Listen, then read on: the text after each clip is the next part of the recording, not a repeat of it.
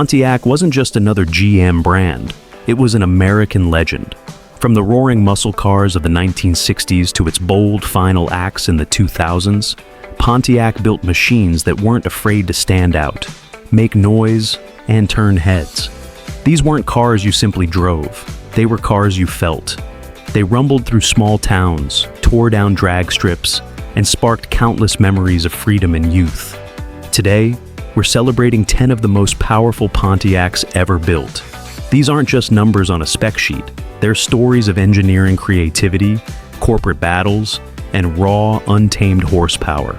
Whether you remember cruising in one, racing one, or simply dreaming of owning one, this list will take you right back to those days.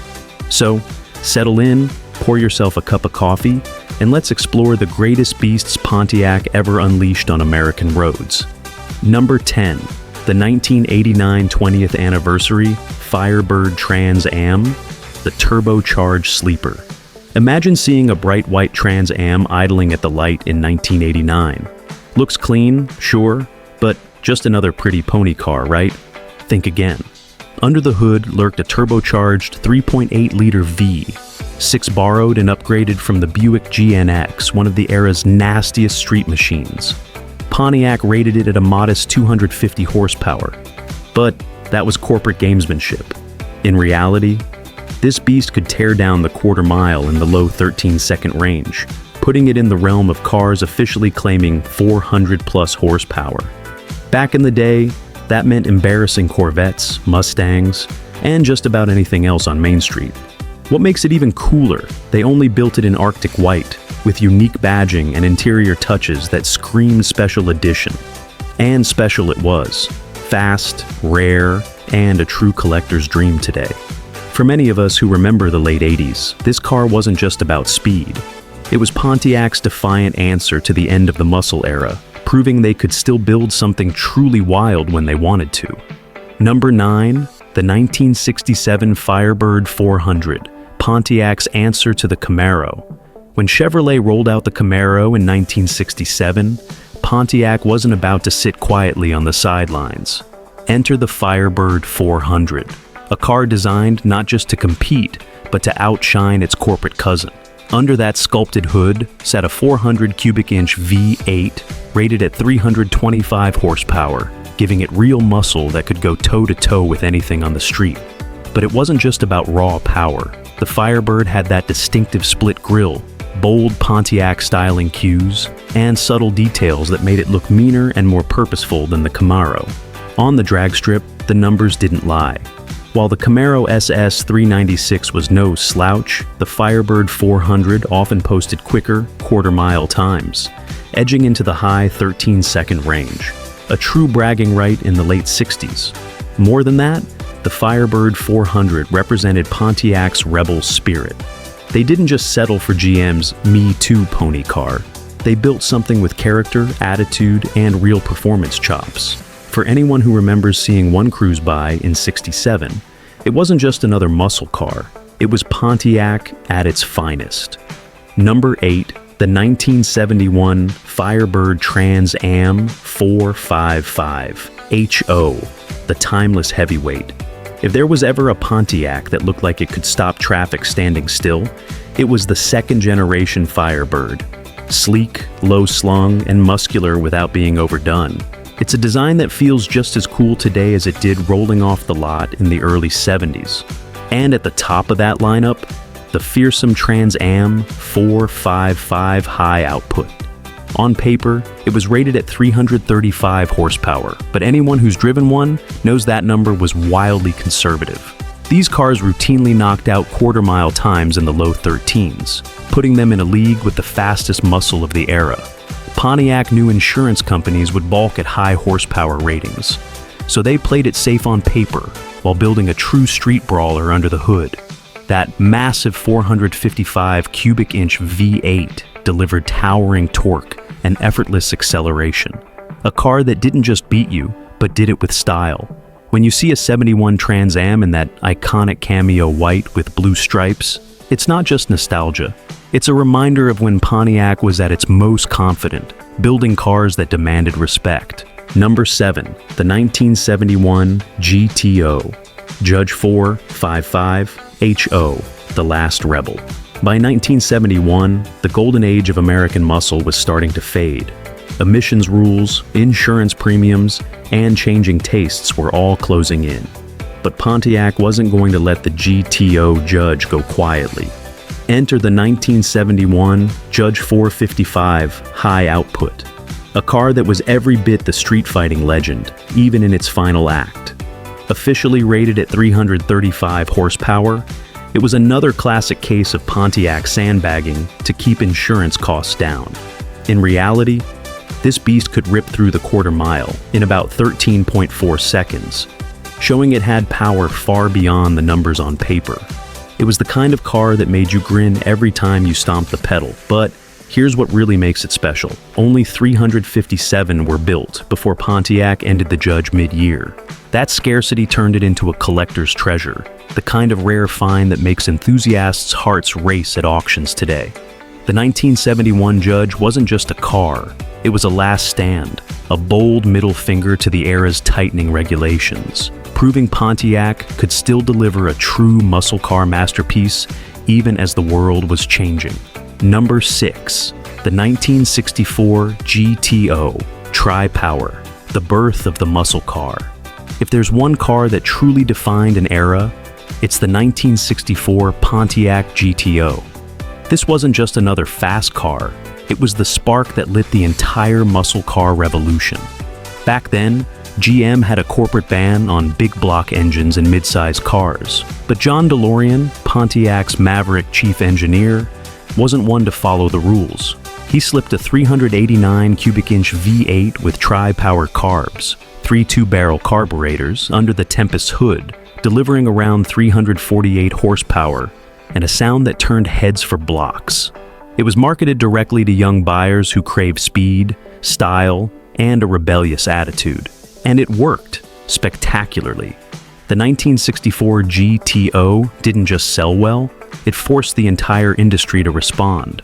Without the original GOAT, there wouldn't have been Hemi Cudas, Chevelle SS 454s, or Roadrunners screaming down American streets. When you see a 64 GTO today, you're not just looking at a classic car. You're looking at ground zero for the muscle car era, a testament to Pontiac's willingness to break the rules and build something truly legendary. Number 5. The 1969 Firebird Trans Am Ram Air 4, Pontiac's racing rebel. By 1969, Pontiac had its sights set on Trans Am racing glory, even if the rulebook didn't exactly cooperate. The SCCA limited engine size to 305 cubic inches, but Pontiac had other ideas, stuffing in their brutal 400 cubic inch Ram Air 4 V8 rated at a stout 360 horsepower. It wasn't just about raw numbers, it was a statement.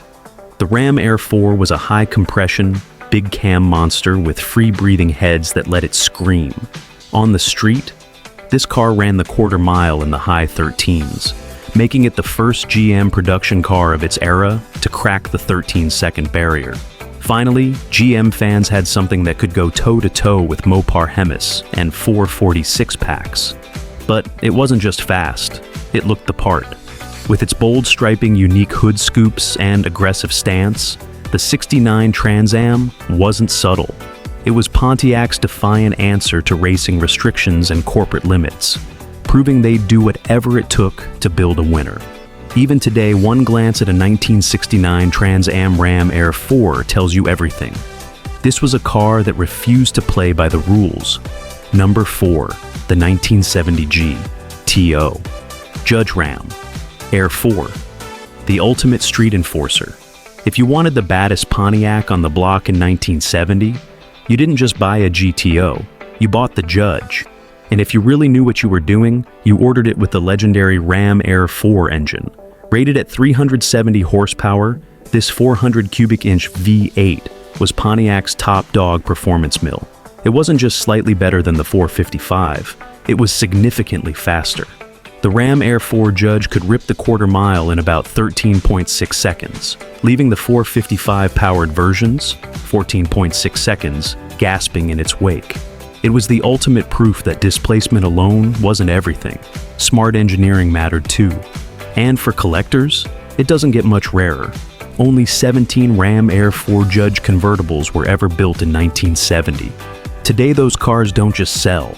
They command seven-figure auction prices, celebrated as some of the holy grails of the muscle car world.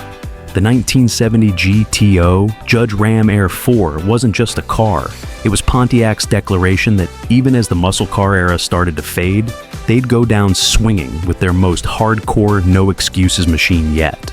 Number 3, the 1967 Catalina 2+2, the gentleman's muscle car. Not every Pontiac was about raw, unrefined muscle. Enter the 1967 Catalina 2+2, a big, elegant cruiser with the heart of a street brawler. It was Pontiac's way of saying you could have luxury and power in the same package. Under that long, imposing hood sat a 428 cubic inch V8, cranking out roughly 376 horsepower. That meant this big boy wasn't just for Sunday drives. It could blast through the quarter mile in the mid-14-second range. That was more than enough to put Cadillacs and Lincolns firmly in their place at the stoplight. Inside, it was all about comfort and style. The 2+2 name referred to its 4 bucket seats, 2 in the front, 2 in the back, offering a level of refinement rarely seen in muscle-era Pontiacs. It was a car for someone who wanted to make an entrance, then leave everyone in the dust when the light turned green. The 67 Catalina 2+2 stands as proof that Pontiac could do more than build wild, tire-smoking monsters. They could craft a sophisticated powerhouse that made no compromises on style or speed. Number 2, the 2005 Pontiac GTO, the modern muscle revival. By the early 2000s, the muscle car wars of the past were long gone. But Pontiac wasn't ready to let the GTO name fade away quietly.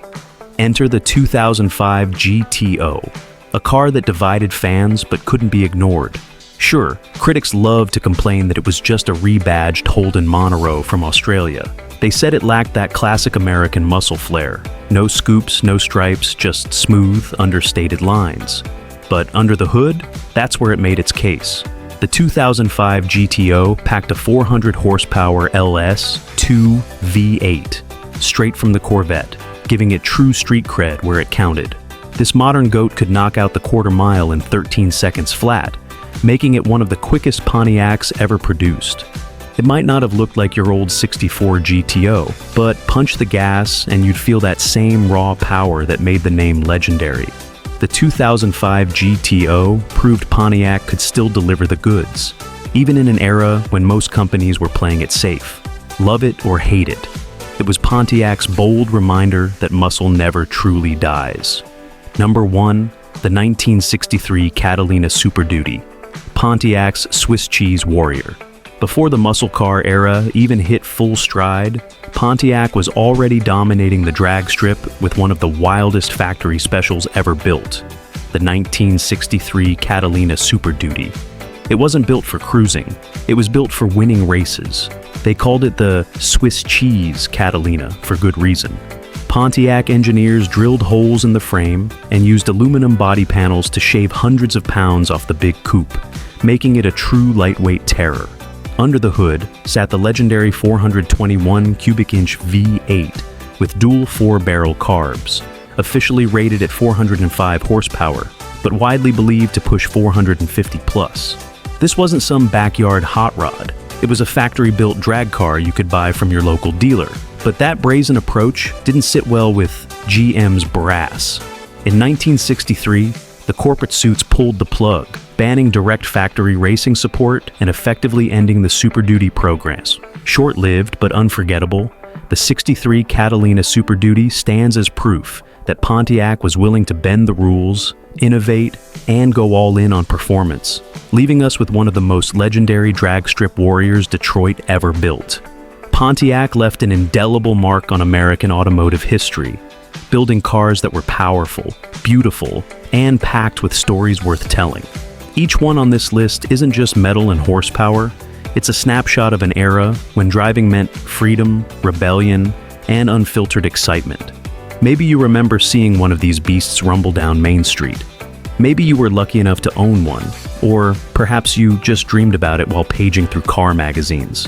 Which Pontiac on this list brought back the most memories for you? Or do you have your own Pontiac story you'd like to share? We'd love to hear it in the comments below. And don't forget to like, subscribe, and hit the notification bell so you never miss another dive into America's classic car heritage. Because the road is long and there are still so many great stories left to tell.